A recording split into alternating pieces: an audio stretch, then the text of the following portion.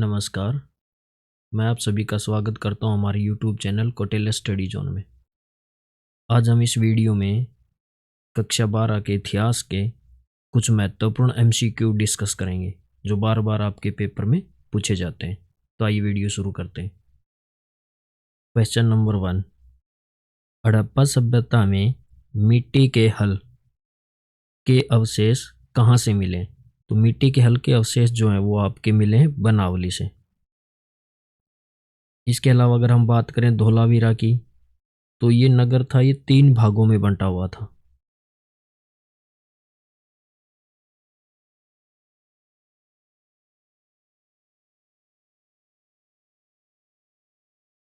तो धोलावीरा 3 भागों में बंटा हुआ था। और जो कालीबंगा है, यहाँ से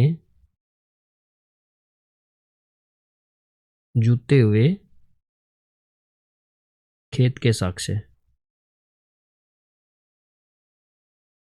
जुते हुए खेत के साक्ष्य मिले आपके कालीबंगा से। और लोथल जो है ये एक बंदरगाह था।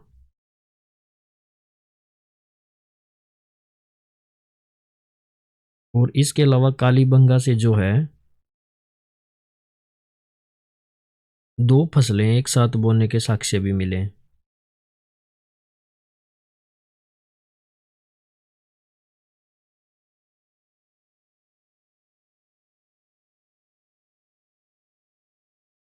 तो 2 फसलें एक साथ बोने के साक्ष्य आपके मिले कालीबंगा से। क्वेश्चन नंबर 2, एक उन्नत जल प्रबंधन व्यवस्था का साक्ष्य कहाँ से प्राप्त हुआ है? तो जो उन्नत जल प्रबंधन व्यवस्था है उसके साक्ष्य मिले आपके धोलावीरा से। क्वेश्चन नंबर 3, हर्यक वंश का संस्थापक कौन था? तो हर्यक वंश का संस्थापक था बिंबिसार। इसके अलावा जो मगध था, मगध पर शासन करने वाले अन्य जो वंश थे उसमें सबसे पहले आपका हर्यक वंश था जिसके संस्थापक थे बिंबिसार। इसके अलावा शिशुनाग वंश,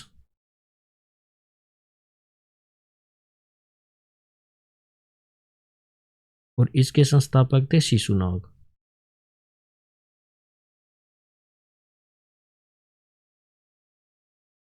उसके बाद आपका है नंदवंश, और नंदवंश के संस्थापक थे महापद्म नंद।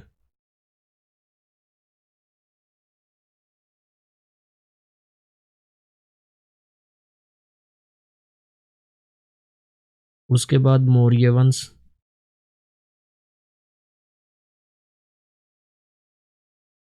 और मौर्य वंश के संस्थापक थे चंद्रगुप्त मौर्य।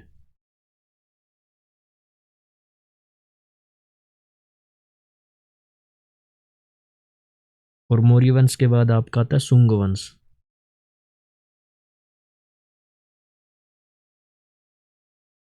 और शुंग वंश के संस्थापक थे पुष्यमित्र शुंग।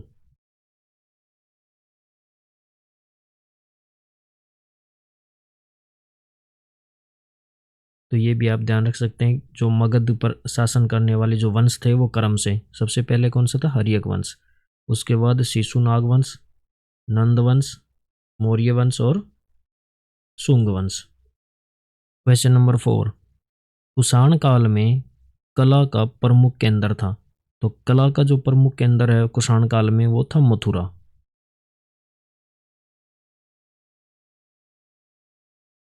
मथुरा के अलावा कला का जो प्रमुख केंद्र था वो था गांधार। और जो कुषाण काल में शिक्षा का केंद्र जो था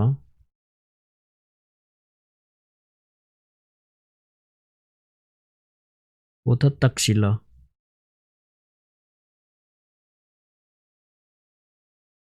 और जो कुषाण साम्राज्य था, इस साम्राज्य की राजधानी थी पेशावर।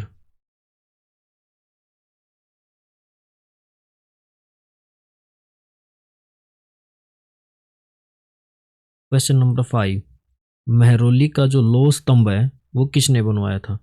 तो मेहरौली का जो लौह स्तंभ है वो गुप्त शासक चंद्रगुप्त द्वितीय ने बनवाया था।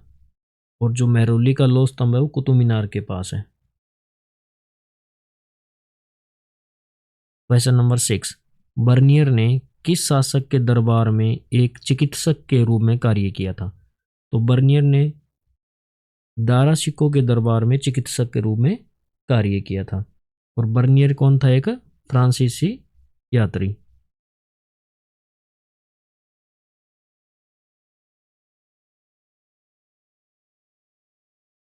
और जो दारा शिकोह है ये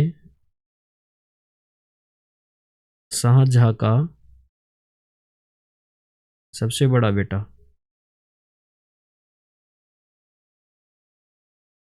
तो सबसे बड़ा बेटा था दारा शिकोह शाहजहां का। इसके अलावा बात करें बर्नियर की, ये भारत में 12 साल तक रहा है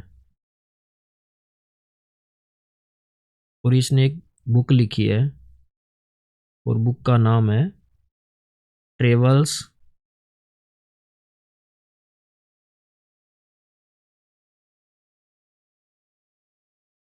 इन the Mughal empire.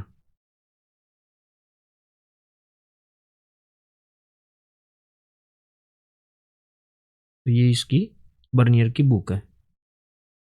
Question number 7, Tamil Nadu में शिव भक्तों को क्या कहा जाता था? तो जो शिव भक्त थे वो कहलाते थे नयनार, और जो अलवार थे ये विष्णु भगत थे।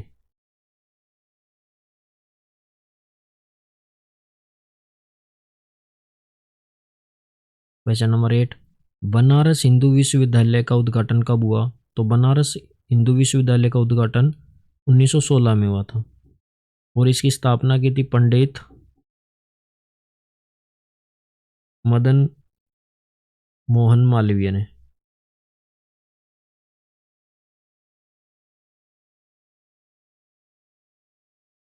और इस विश्वविद्यालय से एक चीज और आपने ध्यान रखनी है कि यहाँ गांधी जी ने भाषण दिया था।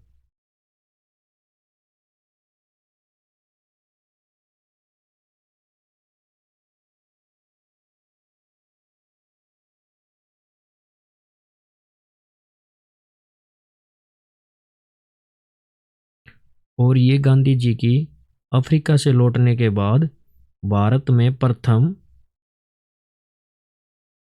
सार्वजनिक उपस्थिति थी।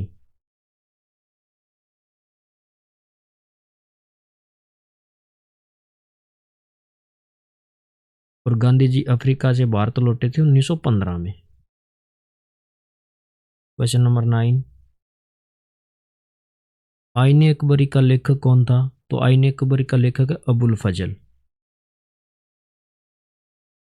क्वेश्चन नंबर 10, तालीकोटा का युद्ध कब हुआ? तो तालीकोटा का युद्ध हुआ था 23 जनवरी 1565 को। 23 जनवरी 1565 को। जो तालीकोटा का युद्ध है इसके अन्य नाम भी हैं, राक्षस तांगड़ी का युद्ध,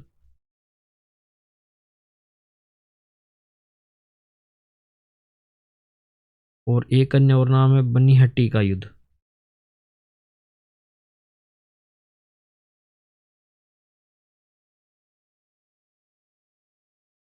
और ये युद्ध हुआ था आपका विजयनगर साम्राज्य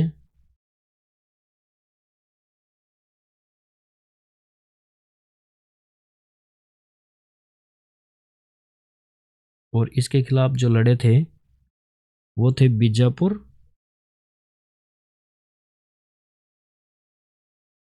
अहमदनगर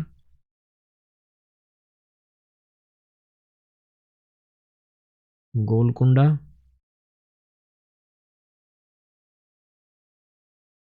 और बीदर।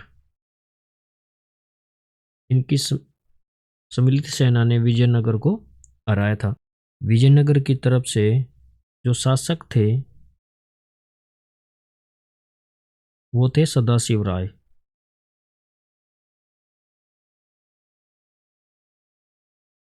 लेकिन जो वास्तविक शक्ति है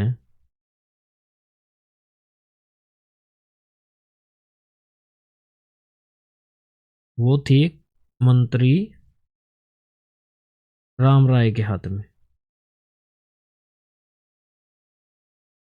तो राम राय सेनापति था और शासक थे सदाशिव राय।